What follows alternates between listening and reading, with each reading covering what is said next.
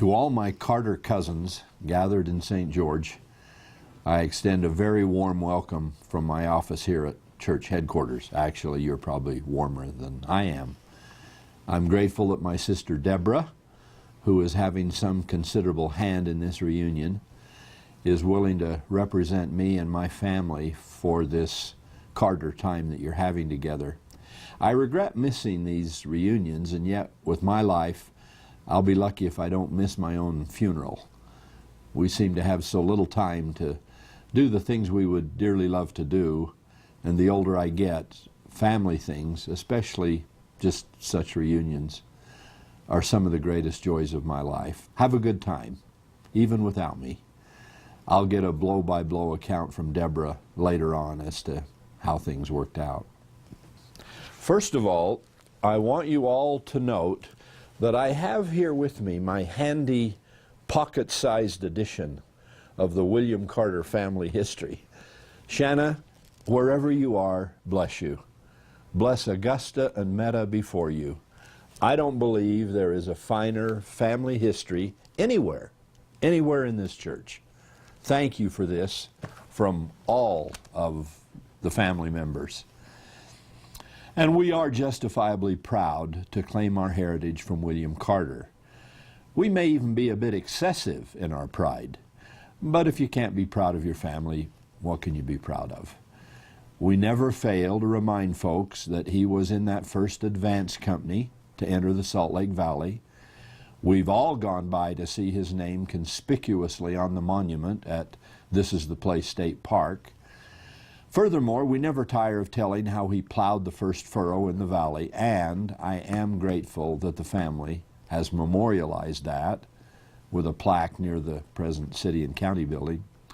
And then we're equally quick to say that he plowed the first furrow in St. George. I grew up on those stories, and with Carters in every direction in St. George, it was easy to hear them pretty frequently. As if that weren't enough, I walked home from school every day, past the original Carter homestead property. I'm either old enough or young enough, I don't know which way you would say that as a little boy, I knew and heard some of the senior citizens in the family then speak of knowing and remembering Grandpa Carter personally. Time rolls on and that kind of thing doesn't happen anymore. But for all of my admiration for William Carter, and it is immense, I have to say that I'm at least as impressed, maybe even more so, with his beloved wives. In that regard, I'm grateful that descendants of all three of Grandpa Carter's wives are in attendance at this reunion. As you know, I'm a descendant of Ellen Benbow Carter. Over my shoulder, behind me on the wall, is a painting of the famous Benbow Farm and Benbow Pond.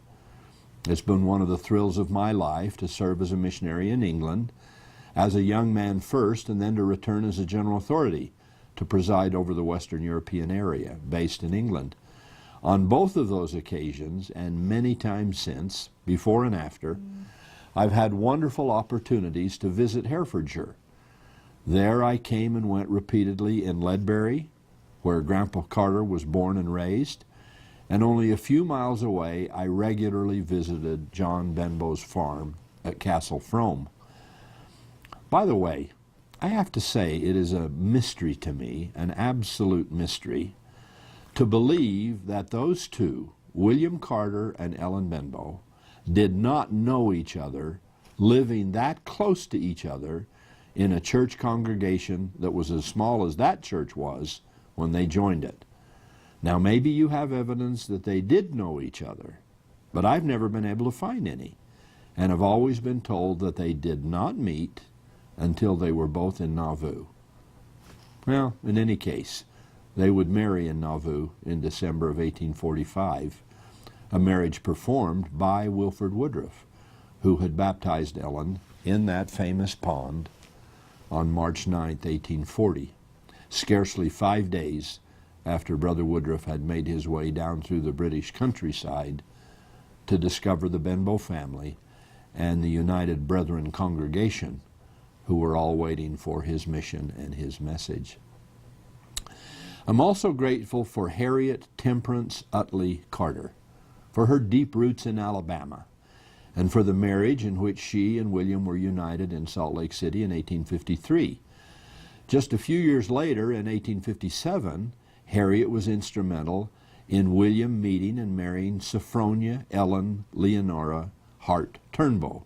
Sophronia, or Phroney, as she was called, was also from Perry County, Alabama.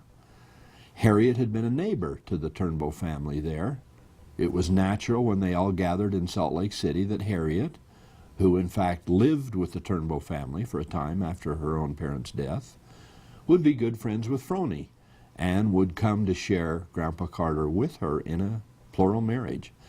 I really do have to say that it is genuinely moving to me to read how these women embraced polygamy and were so wonderfully good with each other in those circumstances. For example, Harriet and Phroney, who were already such wonderful friends, immediately became wonderful friends to Ellen.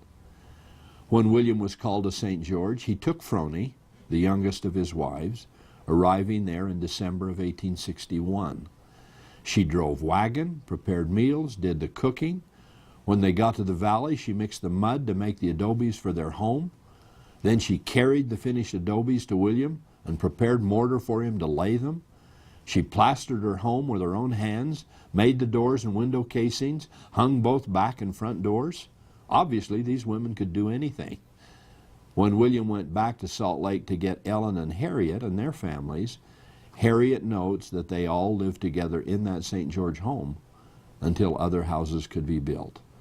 Harriet said, and I quote directly, "I lived with my husband's first wife, Ellen, for 30 years, and she did not want me to leave her when I did. During all those years, Ellen and I never quarreled and lived happily together." Our family records indicate that indeed Ellen wept when she, Harriet, and Phroney each had their own homes to move into. For me, that says something about the majesty of these women that I am sure no contemporary critic of polygamy will or can ever understand. Well, enough reminiscing. Thank you for the invitation to join you by video. Have a great time. Be good to my sister, and take a moment to remember my mother. I do know that the strong female Carter blood is still flowing in Carter veins. For example, Karma Kemp Wasden is my lifelong neighbor, my mother's 4-H student, and my cousin by way of Sophronia. Eileen Carter Ferris is my BYU schoolmate, pioneer trekker, and feisty cousin through Harriet. The list goes on and on. I, of course, don't want to offend the Carter men, but heaven help me if the Carter women ever turned on me. They are a force to contend with, then and now. Enjoy, Dixie. God bless you always.